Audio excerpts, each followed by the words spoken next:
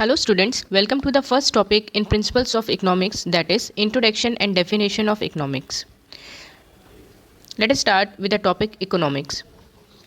Economics is a social science concerned with production, distribution and consumption of goods and services. It studies how individuals, business, governments and nations make choices about how to allocate resources.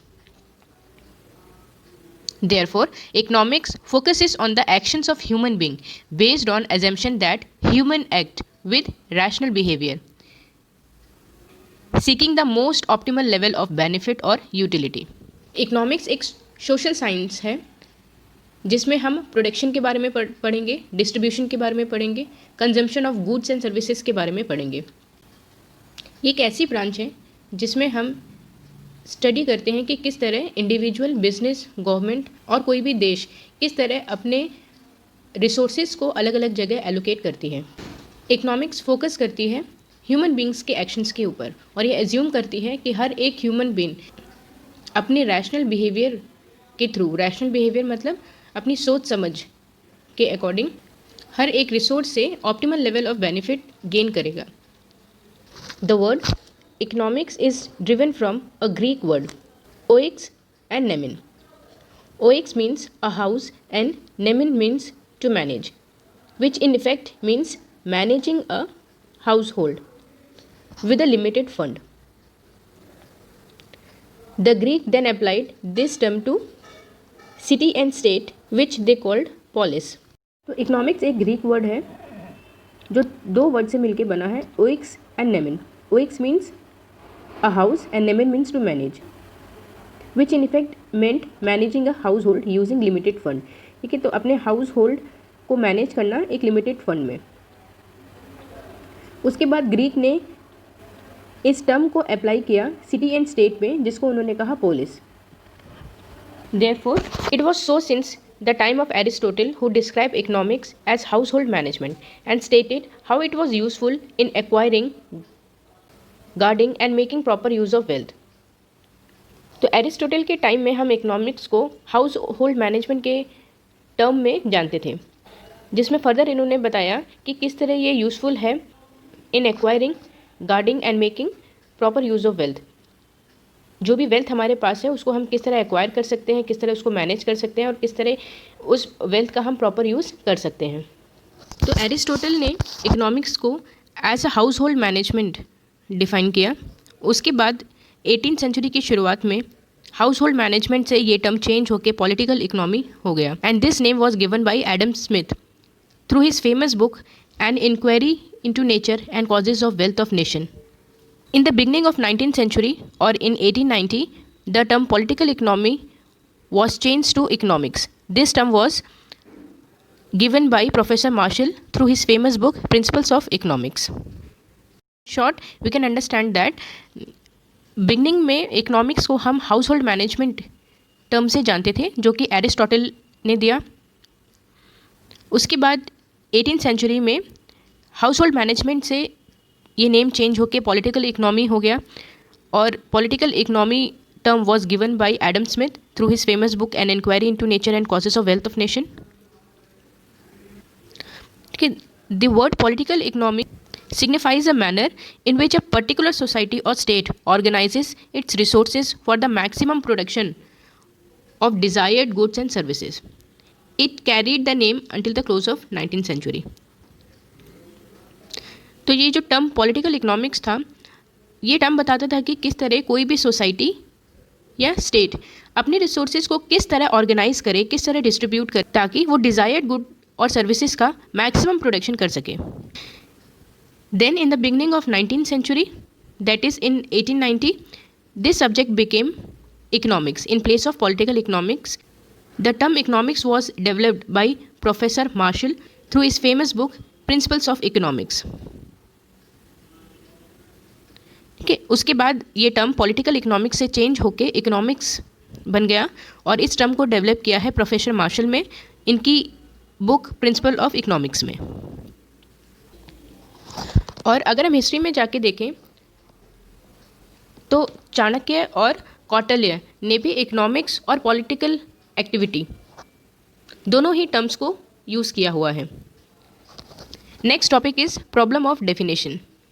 तो economics की कई सारी definitions हैं और हर एक definition अपनी जगह सही है, बट कोई एक पर्टिकुलर डेफिनेशन इकोनॉमिक्स की नहीं है। तो यहाँ पे हर एक थ्योरिस्ट ने या फिलोसोफर ने अपने अकॉर्डिंग इकोनॉमिक्स की डेफिनेशन दी है जो अपनी जगह कई हद तक सही है। Different definitions of economics has been offered by different people at different time as the requirement of economic policy offered, but no definition is completely perfect. For the sake of convenience, the definition of economics could be classified into 5 groups. तो इन definitions को at the end हमने 5 groups में classify किया है.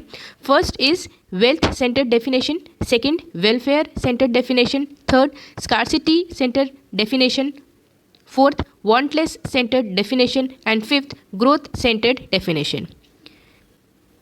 We will discuss each one of these one by one. The first one is wealth-centered definition. The classical economists like Adam Smith, J.S. Mill, Ricardo, and others were the first to give a systematic definition of economics. And according to Adam Smith, economics is concerned with an inquiry into the nature and causes of wealth of nation. And it is related to the law of production, exchange, distribution and consumption of wealth. तो कई सारे economics ने time and situation के according अपनी definitions दी, जिसमें Adam Smith ने कहा that it is an inquiry into the nature and causes of wealth of nation. Actual में इस नाम से इनकी बुक ही थी, जिसमें इन्होंने केवल कॉन्सेंट्रेट किया है कि इकोनॉमिक्स जो है केवल वेल्थ से रिलेटेड है। वेल्थ से रिलेटेड मतलब केवल पैसा कमाने से रिलेटेड है। और पैसा हम कैसे कमा सकते हैं? Through production, through exchange, through distribution of goods and services and ultimately through the consumption of wealth. According to J.B. Mill, economics is defined as the science of wealth related to man. और J.B. Mill ने कहा कि economics science of wealth है। ठीक है, science of wealth मतलब किस तरह एक मैन वेल्थ को इंक्रीज कर सकता है। तो ये जो वेल्थ है it is related to only man. According to J.B. से economics is a science which relates to wealth. तो इन्होंने भी यही कहा कि इकोनॉमिक्स या एक ऐसी साइंस है which is related to wealth. According to pension, economics is the science of material wealth. ठीक है, इन्होंने कहा कि इकोनॉमिक्स ऐसी साइंस है जिसमें हम मटेरियल वेल्थ की बात करते हैं। These definitions have thus made wealth as the subject matter and the central point of economics. To them only important thing was wealth. ठीक है, तो इन सारी डेफिनेशन में बस एक ही चीज़ कॉमन है, वो है वेल्थ, और इस वेल्थ को हमें इंक्रीज करना है। तो यहाँ पे इकोनॉमिक्स केवल कॉन्सेंट्रेटेड हो जाती है towards wealth only. The main features of wealth-centered definition of economics are as follows. First, economics studies activities of man like production, consumption, exchange and distribution of wealth. ठीक है, तो यहाँ पे जो सबसे पहला फीचर है वो ये है कि इकोनॉमिक्स जो है केवल मैन की एक्टिविटीज़ को ही स्टडी करता है, जैसे प्रोडक्शन से रिलेटेड, कंजम्पशन से रिलेटेड। प्रोडक्शन मतलब गुड्स का प्रोडक्शन, कंजम्पशन मतलब उन्हीं गुड्स का कंजप्शन, एक्सचेंज मतलब कि गुड्स को सेल आउट करके या उसके एक्सचेंज में हमने मनी लिया, एंड डिस्ट्रीब्यूशन ऑफ वेल्थ, और इस वेल्थ को फर्दर और अलग अलग चीज़ों में डिस्ट्रीब्यूट करना। Next, it aims at increasing in wealth and ignoring all other considerations. ठीक है, तो यहाँ पे जो वेल्थ सेंटर्ड डेफिनेशन है वो केवल और केवल कॉन्सेंट्रेट कर रही है वेल्थ को इंक्रीज करने में, और अदर फैक्टर्स को वो कंसीडर ही नहीं करती। Next, it gives primary position to wealth. तो यहाँ पे जो बेसिक एंड प्राइमरी पोजीशन है वो है केवल इंक्रीज ऑफ वेल्थ के ऊपर। It includes only tangible material in wealth. ठीक है, तो यहाँ पे हमने केवल टेंजिबल मटेरियल्स की बात की। टेंजिबल मटेरियल्स मतलब वो सारे मटेरियल्स जिनको हम छू सकते हैं। It is concern with the activities of economic man, और ये केवल एक इकोनॉमिक मैन की एक्टिविटीज़ को ही कंसिडर करता है। And these economic mans are guided only by monetary conditions, doing something which brings him monetary benefit. ठीक है, तो जो भी एक्टिविटी मैन कर रहा है जिसकी वजह से उसे पैसा मिल रहा है, केवल उन एक्टिविटीज़ को ही कंसिडर करता है। क्योंकि ये डेफिनेशन केवल वेल्थ को इंक्रीज़ करने के ऊपर ही बात कर रही है और बाकी की चीज़ों को नहीं कंसीडर करती है, इसीलिए कई सारे अदर फिलोसोफर्स और थ्योरीज ने इस डेफिनेशन को क्रिटिसाइज़ किया है, जिसमें से कुछ इंपॉर्टेंट फैक्टर्स हैं, like first, undue emphasis on wealth. ठीक है, तो यहाँ पे केवल वेल्थ के इंक्रीमेंट की ही बात हो रही है और कोई भी फैक्टर को कंसीडर नहीं किया जा रहा है। ये सबसे बड़ा इस डेफिनेशन का क्रिटिसिज्म था। Next, the concept of economic man. तो यहाँ पे एडम स्मिथ ने केवल इकोनॉमिक मैन की एक्टिविटी को ही कंसिडर किया है, और वो भी उन एक्टिविटीज़ को जिनके थ्रू उस मैन को मॉनेटरी बेनिफिट्स हो रहे हैं। बट केवल मॉनेटरी बेनिफिट्स की एक्टिविटीज़ ही इकोनॉमिक्स में नहीं कंसिडर होती हैं। यहाँ पे कई सारी अदर एक्टिविटीज़ भी हैं जो किसी भी इंडिविजुअल के सेंटिमेंट्स को गवर्न करते हैं। The third criticism was no mention of men's welfare. ठीक है, तो तीसरा सबसे बड़ा क्रिटिसिज्म था कि यहाँ पे मेन के केवल वेल्थ की बात की है, बट मेन के वेलफेयर की कहीं भी बात नहीं की गई। Next, no study of man. The next criticism was the use of wealth in narrow sense. Adam Smith used wealth in narrow sense. He included only material goods which could be seen and handled. Those services which can fulfill human wants are also wealth. ठीक है, तो इन्होंने wealth के बारे में जो भी बात की है वो केवल मटेरियल गुड्स के ऊपर की हैं, बट इन्होंने कहीं पे भी सर्विसेज का जिक्र नहीं किया जिसकी वजह से ह्यूमन वेल्थ इंक्रीज होती है। The next criticism was the scope of economics is limited. That is, this definition limits the scope of economics. Only material goods have received importance, while the services of people like doctors, advocates, teachers were not regarded as economically important. ठीक है, तो यहाँ पे केवल हमने material goods की ही बात करी है और जिनके थ्रू हम अपने वेल्थ को हम इंक्रीज़ कर सकते हैं। बट वेल्थ केवल गुड्स की वजह से ही नहीं इंक्रीज़ होती है, अदर सर्विसेज की वजह से भी इंक्रीज़ होती है, जैसे डॉक्टर्स हो गए, एडवोकेट्स हो गए, टीचर्स हो गए। तो इन डेफिनेशंस की वजह से जो स्कोप ऑफ इकोनॉमिक्स है वो कहीं ना कहीं लिमिटेड हो जा रहा है। The next definition is welfare centred definition, and for this the main credit goes to Alfred Marshall. Alfred Marshall emphasized the human welfare aspect in place of wealth. There were other theorists also like Pigou Cannon who have lent their support to Marshall's view. According to Professor Marshall, economics on one side is the study of wealth and on the other side it is more important part of study of man. ठीक है, तो economics ने Adam Smith के साथ अपने definition को भी add on किया है। इन्होंने कहा कि इकोनॉमिक्स केवल स्टडी ऑफ वेल्थ नहीं है, इसका एक अदर साइड भी है जो बहुत ही ज़्यादा इंपॉर्टेंट है, which is a study of man which is related to welfare. Therefore, this definition has corrected the mistake of Adam Smith. Marshall regards men to be more important than wealth. Wealth is for men and not men for wealth. ठीक है, तो जो भी wealth है, पैसा है, वो एक मैन के लिए है, बट कोई भी मैन पैसे के लिए नहीं है. ठीक है, तो मैन की वजह से पैसा है, पैसे की वजह से मैन नहीं है.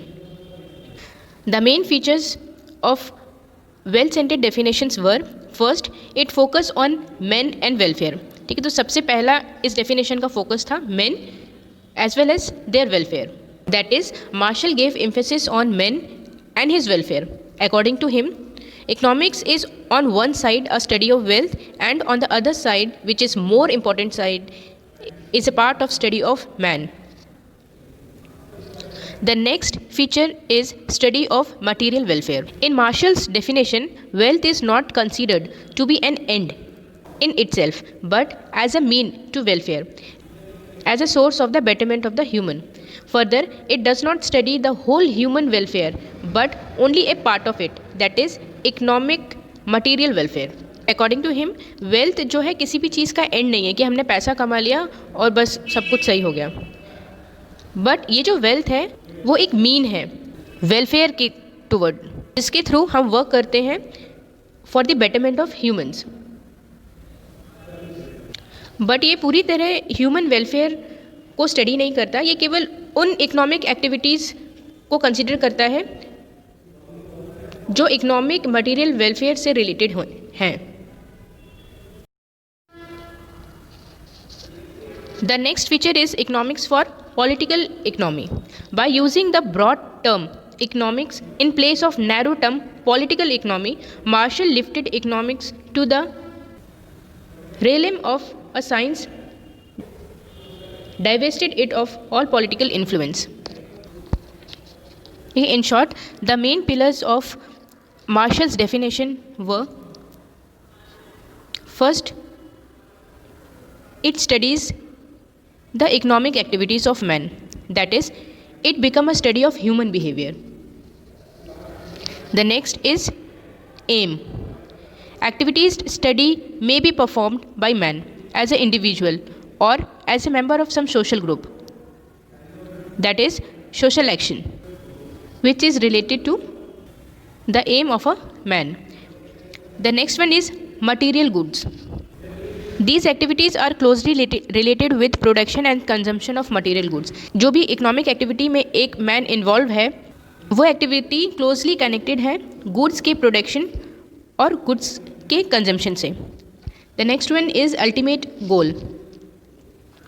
Material goods are taken because human welfare depends upon material goods. ठीक है, तो अल्टीमेट गोल क्या है उसका? Welfare of human. Economics is thus linked with human welfare, but it should be clear that economics does not study the whole welfare, only a part of it called economic welfare, and this economic welfare is studied by economist. ठीक है, तो हम human के सारे welfare की बात नहीं कर रहे हैं, हम केवल उन एक्टिविटीज़ की बात कर रहे हैं जिनके वजह से वो वेल्थ को इंक्रीज़ कर रहा है, और ये जो वेल्थ है, this wealth is related to the welfare of humans. Marshall की डेफिनेशन को कई सारे इकोनॉमिस्ट ने क्रिटिसाइज़ किया. The definition include material resource and exclude non-material services. तो मार्शल ने भी केवल मटेरियल रिसोर्सेज को ही अपने डेफिनेशन में इंक्लूड किया है, बट नॉन मटेरियल सर्विसेज को इन्होंने एक्सक्लूड किया है. Next criticism was welfare cannot be measured. जो वेलफेयर है उसको हम मेजर नहीं कर सकते. That is, we cannot establish relation between economics and welfare. For example, production and consumption of liquor will not promote human welfare. ठीक है, जैसे अगर हम एल्कोहल का हम प्रोडक्शन कर रहे हैं, कंजम्पशन कर रहे हैं, तो उससे कोई ह्यूमन का वेलफेयर नहीं हो रहा है, बट वेल्थ में इंक्रीमेंट हो रहा है. मैन्युफैक्चरर के वेल्थ में इंक्रीमेंट हो रहा है. Yet it is a subject matter of economics. We can also say that human welfare is a psychological concept which varies from person to person for the same individual for time to time. Consequently, measurement of wealth in quantitative term is quite difficult. ठीक है, तो wealth जो है हर एक person to person change होता रहता है, और वेल्थ को हम क्वालिटेटिव टर्म में तो हम मेजर कर सकते हैं, बट हम क्वांटिटेटिव टर्म में हम मेजर कर ही नहीं सकते. The next criticism was that it is unscientific. According to Professor Robbins, this definition is unscientific. Marshall explains only one kind of behavior as distinct from another in a haphazard manner. This makes the subject matter highly variable, indefinite and uncertain. Further, the lack of analytical study renders the definition thoroughly unscientific. इसको unscientific इसलिए कहा गया क्योंकि martial ने केवल एक तरीके के बिहेवियर के ऊपर ही कॉन्सेंट्रेट किया है, और वो भी मटेरियल गुड्स को लेके, सर्विसेज को लेके नहीं, इसलिए इसको अनसाइंटिफिक व्यू कहा गया. The next one is there is no proper explanation. That is, this definition fails to explain the main economic problem which is the problem of how to satisfy the unlimited wants with limited means which have alternative uses. That means जो हमारी wants हैं वो बहुत ज़्यादा है हमारे means या resources से, जिनके थ्रू हम इन वॉन्ट्स को हम अटेन करेंगे, और इसी वजह से इकोनॉमिक प्रॉब्लम डेवलप होती है.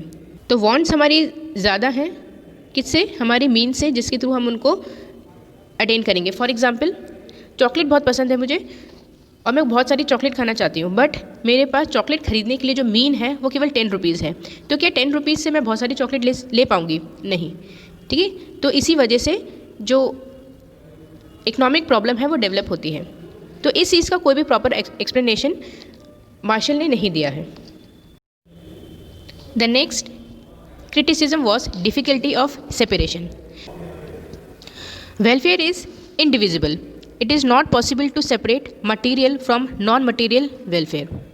ठीक है, तो वेलफेयर को हम डिवाइड नहीं कर सकते. It is indivisible and it is very difficult to separate the material from non material welfare. For example, किसी भी प्रोडक्ट से मिलने वाले वेलफेयर को हम उससे अलग नहीं कर सकते.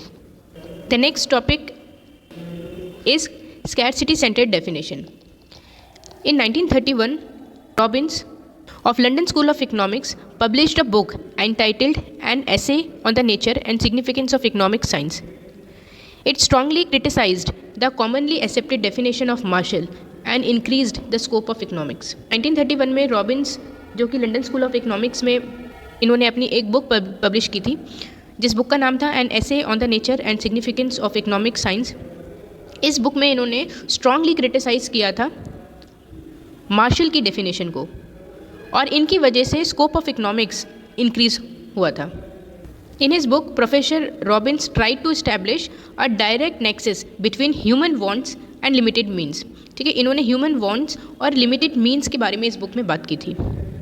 Therefore he tries to break the traditional hold of wealth and welfare on the subject and try to present economics in a refreshing and new perspective. According to Robbins, economics is a science which studies human behavior as a relationship between ends and scarce means, which have alternative uses. तो इन्होंने 4 basic terms के ऊपर focus किया है, which are ends, scarce means, alternative uses and scale of priority. First is ends. By ends, we mean human wants. Human wants are unlimited. Wants are sometimes compared to the mythological animal Hydra, about which it is said that if one of the head is cut off, another takes its place. ठीक है, and से हमारा मतलब है human की want से, और want जो है ह्यूमन्स की वो अनलिमिटेड है और जो कभी ख़त्म नहीं होती. ठीक है, जैसे कि हाइड्रा एनिमल है, अगर उसका हम कहीं से भी उसको हम कट कर दें तो उसका एक न्यू हेड डेवलप हो जाता है. ठीक है, इसी तरह ह्यूमंस की भी वांट अगर एक अचीव होती है तो दूसरी वांट अपने आप या दूसरी डिज़ायर अपने आप डेवलप हो जाती है. The second one is scarce mean and means are resources available to satisfy want. और इन वांट्स को सेटिस्फाई करने के लिए मीन्स ऐसी रिसोर्सेज हैं जो अवेलेबल हैं. For example, income, time, etcetera. Some of them are available in unlimited quantity like air, sunshine, but most of them are less in supply than their demand. ठीक है, तो स्कैर्स मीन या resources 2 तरीके के हैं. कुछ resources हैं जो अनलिमिटेड फॉर्म में अवेलेबल हैं, जैसे सनलाइट, जैसे एयर, और कुछ रिसोर्सेज हैं जो लिमिटेड फॉर्म में अवेलेबल हैं, जैसे हमारी इनकम और टाइम. तो यहाँ पे अगर फॉर एग्जांपल W डिनोट करता है हमारी वांट्स को एंड R डिनोट करता है हमारे रिसोर्सेज को. तो वांट अगर हमारे रिसोर्सेज से ज़्यादा हैं, ठीक है, मतलब हमारी डिज़ायर या हमारी इच्छाएं हमारे मीन से ज़्यादा हैं, रिसोर्सेज से ज़्यादा हैं, तो ये डेवलप करता है स्कैर्सिटी ऑफ रिसोर्सेज को. Therefore we can say that if means are unlimited in relation to want, there would have been no economic problem. अगर want से रिसोर्सेज हमारे ज़्यादा हैं तो कोई भी इकोनॉमिक प्रॉब्लम नहीं होगी, बट अगर हमारी वांट ज़्यादा है as compare to resources, then it gives rise to economic problem. The next one is alternative uses. Means are not only scarce but they can also be used in different kind of uses. Therefore, the economic problem of choice is always present before us. ठीक है, तो हर एक mean के कई सारे uses होते हैं. For example, हमारे पास लिमिटेड चीनी है, ठीक है, शुगर है, तो उस लिमिटेड शुगर से अगर मेहमान आ जाते हैं तो हम चाय भी बना के दे सकते हैं, या शरबत भी बना के दे सकते हैं, या खीर भी बना के दे सकते हैं, बट हम एट अ टाइम तीनों चीज़ें नहीं बना सकते. The next is scale of priority. Want can be put into different categories on the basis of their intensity. A scale of priority is drawn up. The most intense want are satisfied early. अगर हमारे पास limited resources हैं तो हम एक scale of priority बनाते हैं. इस scale of priority में जो हमारी most intense या सबसे ज़रूरी need या want है उसको हम सबसे पहले fulfill करते हैं. ठीक है, प्रॉब्लम ऑफ चॉइस. अराइज होती है जब हमारी वांट हमारे रिसोर्सेज से ज़्यादा है या मीन्स बहुत कम है जिनके थ्रू हम अपने वांट्स को हम फुलफ़िल कर सकते हैं। तो इसकी वजह से इकोनॉमिक प्रॉब्लम डेवलप होती है। जैसे ह्यूमन का बिहेवियर ऐसा है कि उसकी इनफाइनाइट वांट्स होती हैं। इन वांट्स को फुलफ़िल करने के लिए जो हमारे मीन्स हैं वो स्केर्स हैं, लिमिटेड हैं, और इन लिमिटेड रिसोर्सेज के अल्टरनेटिव यूजेस हैं। और इसकी वजह से इकोनॉमिक प्रॉब्लम डेवलप होती हैं कि लिमिटेड रिसोर्सेज को हम कहाँ पे हम यूज़ करें जिससे हमें मैक्सिमम सेटिस्फेक्शन गेन होगा। तो हम यहाँ पे जो मोस्ट इंटेंस वांट है उसको हम सबसे पहले फुलफ़िल करते हैं, और जो लीस्ट इंटेंस वांट है उसको हम तब फुलफ़िल करेंगे जब हमारे स्केर्स मीन्स में या रिसोर्सेज में कुछ अमाउंट बच जाएगा। ठीक है, फॉर एग्ज़ाम्पल घर पे मेहमान आ गए तो खाने के साथ खीर बनानी ज़रूरी थी और चीनी हमारे पास लिमिटेड थी, तो उस चीनी से हमने क्या बना दी, खीर बना दी। इन केस अगर थोड़ी बहुत चीनी बच जाती है तो हम उस चीनी से हम क्या बना सकते हैं, हम एट द एंड उनको हम चाय या कॉफ़ी ऑफ़र कर सकते हैं। The main features of Robbins definition और scarcity centred definition were first human behaviour. Robbins has analysed human behaviour in place of social behaviour. ठीक है, तो सोशल बिहेवियर की जगह इन्होंने ह्यूमन बिहेवियर के ऊपर ज़्यादा काम किया। The next is logic of choice. Economics is the logic of choice. It is a challenge to scarcity. According to Robbins, choice is the essence or the basis of an economic problem because our wants are unlimited and means to satisfy them are limited. अब पे Robins ने कहा कि economics जो है वो एक logic of choice है, जहाँ पे सबसे बड़ा चैलेंज ये है हमारे पास कि जो ह्यूमन की वांट्स हैं वो अनलिमिटेड होती हैं, बट जो हमारी मीन्स हैं वो लिमिटेड हैं, और इसी वजह से इकोनॉमिक प्रॉब्लम डेवलप होती है और हमको लॉजिक ऑफ चॉइस को अप्लाई करना पड़ता है। The next one is clear on the scope of economics. This definition has delimited the scope of economics very well. ठीक है, तो मार्शल की डेफिनेशन ले लो या एडम स्मिथ की डेफिनेशन ले लो, यहाँ पे इन्होंने इकोनॉमिक्स की डेफिनेशन को बहुत ही ज़्यादा लिमिट कर दिया था, बट रॉबिन्स की डेफिनेशन ने इस इकोनॉमिक्स की डेफिनेशन को डीलिमिट किया है और इसके स्कोप को फर्दर इंक्रीज़ किया है। When ever a choice problem arises due to the resources being scarce and the wants being much more, an economic study is called for. This is the subject matter of economics. तो main subject matter of economics क्या है कि जहाँ पे भी जो हमारी wants हैं वो ज़्यादा हो जाएंगी as compared to उन means से जिनकी वजह से हम इन wants को हम achieve कर सकते हैं, वहाँ पे economic problem develop होगी, और यही है main subject matter of economics. The next feature is opportunity cost. The concept of opportunity cost, which is of great importance in economic analysis, is the direct outcome of scarcity of means in relation to ends. Since all ends cannot be satisfied with the scarce mean at our disposal, choice become inevitable, and the choice of one alternative means that the other alternative is foregone, which is the opportunity cost. Opportunity cost का concept economic analysis में बहुत ही ज़्यादा important होता है, because it is related to scarcity of means to fulfil our want. ठीक है, तो क्योंकि मीन्स हमारे बहुत ज़्यादा स्केर्स हैं, इस वजह से हम बेस्ट अल्टरनेटिव यूज़ में अपने रिसोर्सेज को पुट ऑन करते हैं। फॉर एग्जाम्पल, जो भी हमारे पास लिमिटेड पैसा है उसको हम वहीं पे लगाएंगे जो बेस्ट अल्टरनेटिव यूज़ है। Here the choice of one alternative means that the other alternative is foregone, which is our opportunity cost. The next feature is that it is a positive science. Robbins made economics a pure positive science, which has nothing to do with moral considerations. ठीक है, तो positive science में हमारे पास proof होता है कि किन चीज़ों की वजह से क्या चीज़ हुई। फॉर एग्जांपल, कॉन्सेंट्रेटेड H2SO4 की मात्रा अगर हम ज़्यादा कर देंगे तो क्या होगा, वहाँ पे ब्लास्ट हो जाएगा। ठीक है, तो ये एक पॉजिटिव साइंस, हमें मालूम है कि किस चीज़ को ज़्यादा बढ़ाने से या कम करने से उसका रिजल्टेंट क्या आ रहा है। तो इसी तरह रॉबिन्स ने भी इस चीज़ को क्लियरली डिफाइन किया है। The next feature of his definition is that it is a universal application. The scientific character of economics makes it applicable and capable of being put to universal application. It is true in the capitalist society as well as in the socialist country. ठीक है, तो country चाहे capitalist हो चाहे socialist हो, ये हर जगह applicable है। दैट इज़ इकोनॉमिक्स का कॉन्सेप्ट चाहे फॉरेन में हो और चाहे इंडिया में हो, हर जगह एप्लीकेबल है। The definition of Robbins was also criticised by many of the theorist. Among all the main criticism were first, the scope of economics become at once too wide and too narrow. ये तो theorist को लगा कि जो definition Robins ने दी है वो कभी कभी लगता है कि इकोनॉमिक्स के स्कोप को बहुत ज़्यादा वाइड कर देती है और कभी कभी इकोनॉमिक्स के स्कोप को बहुत ही ज़्यादा नैरो कर देती है। The next criticism was that he has made his definition very complex. That is, Robbins has made economics more abstract and complex and hence difficult too.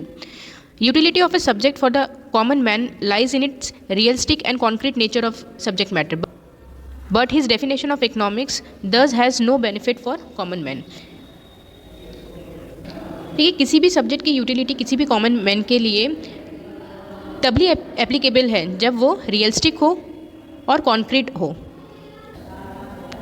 But अगर ये रियलिस्टिक और कॉन्क्रीट ना हो तो एक कॉमन मैन के लिए इसका कोई भी बेनिफिट नहीं है। The next one is economics is also an art. ठीक है, तो यहाँ रॉबिन्स ने अपनी डेफिनेशन में ये क्लियरली कहा है कि economics is a pure science, but economics is not merely a pure science but it is also a art और it is a tool of user. ठीक है, तो इकोनॉमिक्स केवल साइंस नहीं है, ये एक कला भी है।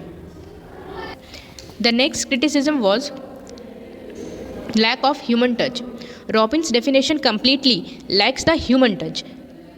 Being indifferent to the mean, it becomes useless from a practical point of view for a solution of human problem.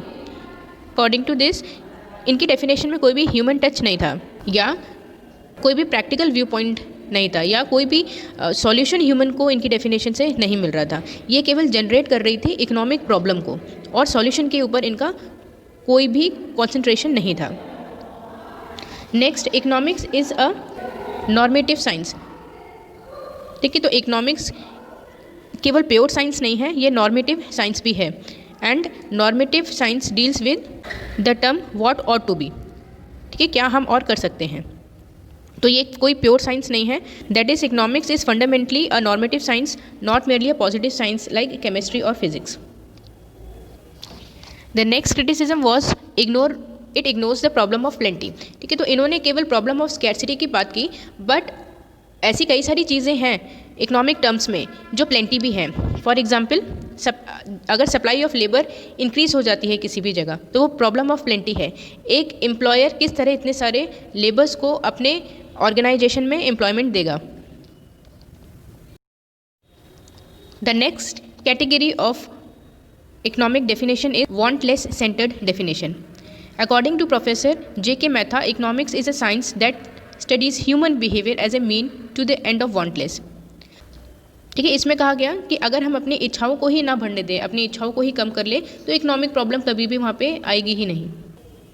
Maximisation of satisfaction could be achieve through minimisation of want. ठीक है, इन्होंने बोला कि अगर हम मैक्सिमम सेटिस्फैक्शन को gain करना चाहते हैं तो अपने वांट्स को ही हम मिनिमाइज कर दें। अगर हमारी वांट्स कम है तो उनको हम इजीली अचीव कर सकते हैं जो हमें मैक्सिमम सेटिस्फैक्शन देगा। Maximisation of satisfaction it not maximisation of real happiness. Maximum happiness can be derived by reducing the want to the minimum level. ठीक है, तो अगर हम अपने वांट्स को ही मिनिमम लेवल तक लेके आ जाएंगे तो उनको अचीव करना बहुत ही ज़्यादा इजी होगा, और अगर हम अपने वांट को अचीव कर लेते हैं जो बहुत ही मिनिमम है, ठीक है, तो हम मैक्सिमम सेटिस्फैक्शन वहाँ पे गेन कर सकते हैं। The problem of getting freedom from want is regards as an economic problem, but actual में ह्यूमन डिज़ायर या वांट्स को हम कम नहीं कर सकते, यही तो सबसे बड़ी इकोनॉमिक प्रॉब्लम है। At the end, the last category of definition is growth centered definition. According to Benham, economics is the study of factor affecting employment and standard of living। ठीक है, बेनहैम ने कहा इकोनॉमिक्स उन factors की study करता है जो directly affect करता है एम्प्लॉयमेंट को और हमारी स्टैंडर्ड ऑफ लिविंग को। According to professor Keynes, the study of administration of scarce resources and of the determinants of employment and income. ये इकोनॉमिक्स एक ऐसी स्टडी है जिसमें हम स्केर्स रिसोर्सेज का एडमिनिस्ट्रेशन करते हैं और कुछ डिटर्मिनेंट्स का भी हम एडमिनिस्ट्रेशन करते हैं, जैसे एम्प्लॉयमेंट का, जैसे इनकम का। That is, besides studying the theory of resource allocation, economics is also concerned with how the level of income and employment in the country are determined. In short, we can say that economics is a science which teaches how to strive against scarcity through economizing and advancement of resources for the benefit of society at a large. This was all for the today's class, and for any question or query, you can post your question in the comment section and I will definitely reply to your questions. Thank you class and have a nice day.